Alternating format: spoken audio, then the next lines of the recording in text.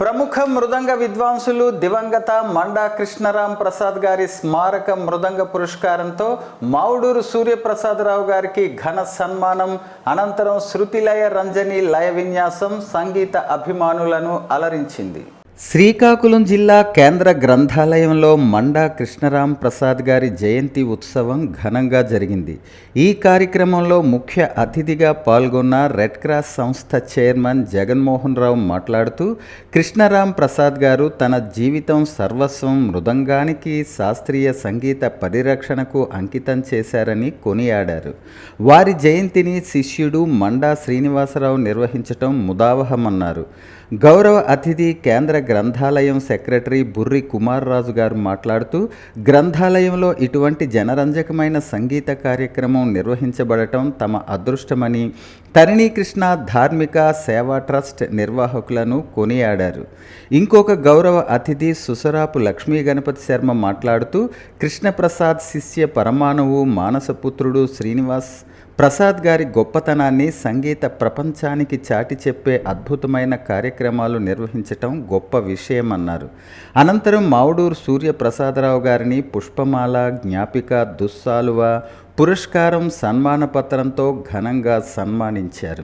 అనంతరం శృతిలయ రంజని మృదంగ లయ విన్యాసం సూర్యప్రసాదరావు గారి ఆధ్వర్యంలో ప్రేక్షకులను మంత్రముగ్ధులను చేసింది. మృదంగ లయ విన్యాసంలో మండా శ్రీనివాసరావు, బంకుపల్లి దుర్గా శ్రీనివాస శర్మలు పాల్గొన్నారు. లయ విన్యాస కార్యక్రమానికి మావుడూరు సత్యనారాయణ శర్మ, మావుడూరు శ్రీనివాసరావు, వాయులీనంపై వాయునందన శర్మలు సహకరించారు. కార్యక్రమంలో గొన్నాబత్తుల రవి, సుసరాపు కుమార్, విఘ్నేష్, రెడ్డి షణ్ముఖ, శ్రీ చరణ్లు మృదంగ లయ విన్యాసాలతో ప్రసాద్ గారికి నివాళి అర్పించారు. రెడ్డి సత్యనారాయణ, విశ్వేశ్వరరావు, జాక త్రివిక్రమదేవ్, సతీష్లు శాస్త్రీయ సంగీతంతో నివాళి అర్పించారు. ఈ కార్యక్రమానికి సమన్వయకర్తగా ట్రస్ట్ కోశాధికారి మండా కామేశ్వరరావు వ్యవహరించారు.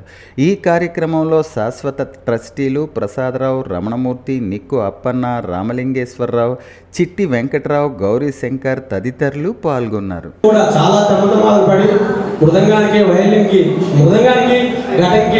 ఎప్పుడు మైక్లో మాట్లాడలేదు, ఇవాళ మాట్లాడాలనిపించింది కాబట్టి ఇది ఆరంగంటం కూడా శ్రీనివాసరావు గారే ఈ విషయాలు చెప్పాలి. ఎందుకంటే నన్ను ఎవరు ఏ గురువులు పాఠం చెప్పారు, తిండి పెట్టారు, 5 సంవత్సరాలు 10 సంవత్సరాలు ఇచ్చారు, కానీ నేను నా గురువు ఎంకరేజ్ చేయలేదు. మా నాన్నగారు చనిపోయిన తర్వాత ఈ రోజు మా నాన్నగారు ఉన్నప్పటి నుంచి ఆయనే ఈ రోజు మీరు కచేరీ అడిగినా మృదంగం ఎవరైనా అడుగుతారు. మృదంగం చాలా పెద్దవాడు ఉన్నాడంటే ఘటంగా వేయండి మా తమ్ముడికి అంటారు. అసలు ఘటంలో నాకు మృదంగంలో 2 గురువులు అయితే ఘటంలో ఎవరు గురువు లేదు, అది మా అన్నయ్య గారే గురువు. అది కూడా నేను గంటపదంగా చెప్తాను. ఘటంలో గురువు ఎప్పుడు నాకు శ్రీరాముడు గారు కానీ, వంగాల వెంకటరాముడు గారు కానీ, ఎంకే శర్మ గారు కానీ నాకు ఘటం పట్టుకోవడం, నీ కాంపిటీషన్ ఎక్కువ, నువ్వు మాత్రం ఘటం పట్టుకుంటే ఈరోజు ఈ పరిస్థితిలో ఉంటావు అని నాకు బోధించి తర్వాత 15 సంవత్సరాలు గాయత్రి స్కూల్లో నేను మ్యూజిక్ టీచర్గా పనిచేశాను.